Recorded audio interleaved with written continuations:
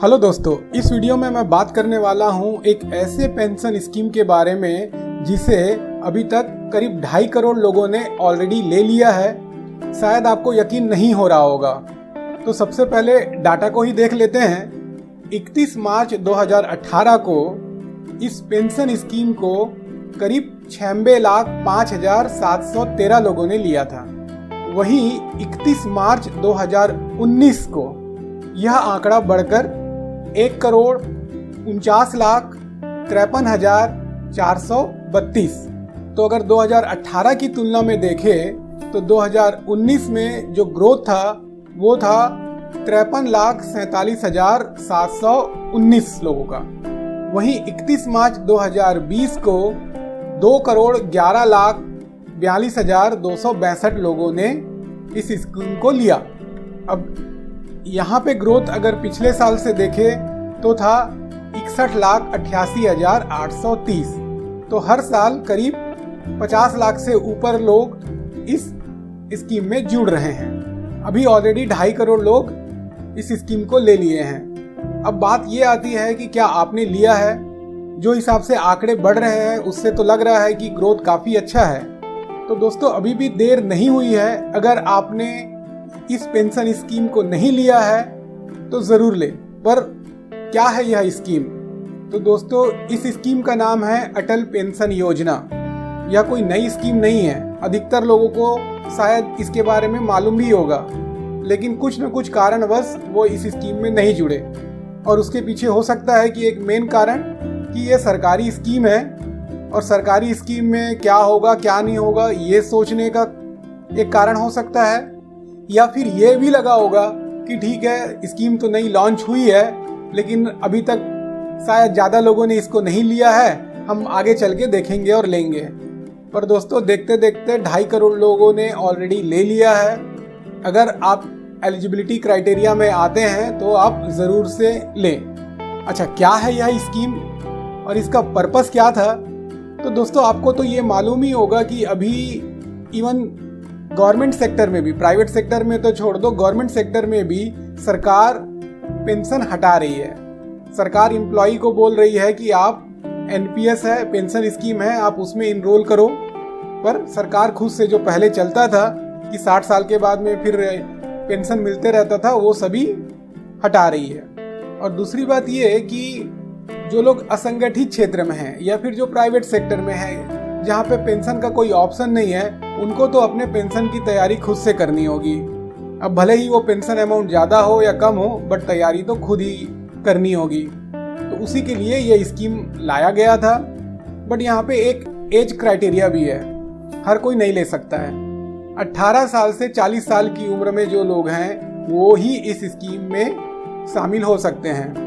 कौन ले सकता है? तो हर भारतीय नागरिक इस योजना में शामिल हो सकता है। अटल पेंशन योजना में अकाउंट जिस बैंक में आपका अकाउंट है वहाँ पे जाके खोल सकते हैं, पोस्ट ऑफिस से भी खोल सकते हैं। तो इसमें पेंशन कितना मिलेगा? तो पेंशन 1,000 से 5,000 तक महीना मिल सकता है। तो आपको जब भी आप शामिल होते हैं तब से कंट्रीब्यूट करते रहना पड़ेगा 60 साल की उम्र तक, और जैसे ही 60 साल होगा उसके बाद में फिर आपको पेंशन मिलना शुरू हो जाएगा। ये इम्पोर्टेंट है, इसको आपको समझना है कि 60 साल के बाद में पेंशन मिलना तो शुरू हो जाएगा। गुड। अगर जिसने अटल पेंशन योजना में शामिल हुआ है उनकी मृत्यु हो जाती है तो उसके पति या पत्नी को आगे पेंशन मिलते रहने का प्रावधान है। और दोनों की मृत्यु के बाद नॉमिनी को उस समय का जो फंड वैल्यू रहेगा वो वापस हो जाएगा। तो यहाँ पे कोई भी नज़रिए से ये नहीं लगता है कि पैसा डूब रहा है। जो पैसा रहेगा वो पैसा नॉमिनी को अंत में वापस भी मिल जाएगा। एक बार ज़रा कंट्रीब्यूशन को भी देख लेते हैं। यहाँ पे मैं पूरा कंट्रीब्यूशन नहीं दिखाया हूँ क्योंकि ऑलरेडी मैंने इस टॉपिक के ऊपर कई सारे वीडियोस बनाए हैं। आप उन वीडियो से पूरे डिटेल में जानकारी प्राप्त कर सकते हैं। बट ये जस्ट कंपैरिजन बताने के लिए कि कैसे उम्र बढ़ने पे जो अभी का जो कंट्रीब्यूशन है वो बढ़ेगा। तो यहाँ पे जो छोटा सा आप चार्ट देख रहे हो उसमें 5 अलग अलग राशि 1,000 रुपये, 2,000 रुपये, 3,000 रुपये, 4,000 रुपये और 5,000 रुपये के मासिक पेंशन के लिए कितना कंट्रीब्यूशन होगा उसका ये डिटेल यहाँ पे दिख रहा है। तो अगर 18 साल की उम्र में शामिल होते हैं तो हर महीने 42 रुपए जमा करना है। कब तक जमा करना पड़ेगा? 42 साल तक। 18 प्लस 42 60 साल। अब अगर 2000 का पेंशन चाहिए तो 42 का दुगना कर दो 84 रुपए। 3000 का चाहिए तो 3 गुना कर दो 126 रुपए।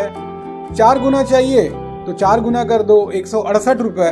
वहीं अगर 5000 चाहिए तो उसको 5 गुना कर दो 42 रुपए का, तो वो हो जाएगा 210 रुपए।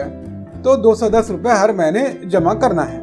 अब वहीं देखो आप 19 साल में वो अमाउंट बढ़ जाता है, 20 साल में और बढ़ता है, ऐसे करते करते 40 साल तक में ये अमाउंट ऐसे ही बढ़ते जाएगा। तो यहाँ पे अगर 21 साल का देखते हैं, 1000 के लिए और 5000 के लिए कितना मंथली अभी पे करना पड़ेगा, तो 1000 के लिए 54 रुपए कंट्रीब्यूट करना पड़ेगा हर महीने। 5000 के लिए 269 रुपए कंट्रीब्यूट करना पड़ेगा हर महीने। इसी तरह अगर आप चार्ट को पूरे डिटेल में देखोगे तो यह अमाउंट बढ़ते जा रहा है। डिस्क्रिप्शन में मैं लिंक दे दूंगा, उस लिंक में आप 2 इन्फॉर्मेशन एकत्र कर सकते हैं। पहला, शुरू में जो मैंने डाटा बताया कि 2.5 करोड़ करीब सब्सक्राइबर हो गए हैं, वो मैंने कहाँ से लिया है, वो भी सरकारी साइट से ही लिया है मैंने। और दूसरा, ये जो चार्ट अभी आप जो देख रहे हो, उस चार्ट का एक लिंक दे दूंगा जिससे आपको ये पता चल जाएगा कि आपकी उम्र के लिए आपको कितना अभी पे करना होगा। तो दोस्तों, मैं तो कहूँगा कि आप ज़रूर से सोचें, क्योंकि हर साल इसमें कंट्रीब्यूट करने वाले लोग बढ़ रहे हैं। पर कल क्या नियम हो जाएगा, कल क्या चेंजेस हो जाएंगे, उसके बारे में अभी जानकारी हमें नहीं है। कुछ चेंजेस अच्छे भी हो सकते हैं, कुछ चेंजेस निगेटिव साइड में भी हो सकते हैं। तो बेटर है कि अभी मौका है तो आप इसका फ़ायदा उठाएं और इसमें शामिल हो जाएं। और हाँ, ऐसा भी नहीं है कि एक बार इस स्कीम में आप शामिल होते हो तो इससे निकल नहीं सकते हो, आप निकल भी सकते हो। दोस्तों, अगर आप म्यूचुअल फंड में इंटरेस्ट रखते हैं और आप म्यूचुअल फंड के बारे में ज़्यादा जानकारी चाहते हैं तो आप मेरे बुक से फ़ायदा उठा सकते हैं। उडेमी में कोर्स है, उससे भी फ़ायदा उठा सकते हैं। बाकी यूट्यूब वीडियो में भी जो है मैं इस टॉपिक पे काफ़ी सारे वीडियोस डाल रहा हूँ, तो आप उससे भी फ़ायदा उठा सकते हैं। इसके अलावा इंश्योरेंस से रिलेटेड हो गया, या फिर सरकारी स्कीम से रिलेटेड हो गया, या फिर रिटायरमेंट से रिलेटेड हो गया। तो ये सभी टॉपिक के ऊपर कई सारे वीडियोस ऑलरेडी मेरे इस चैनल पे हैं, तो आप सब्सक्राइब करेंगे तो आपको आसानी हो जाएगी।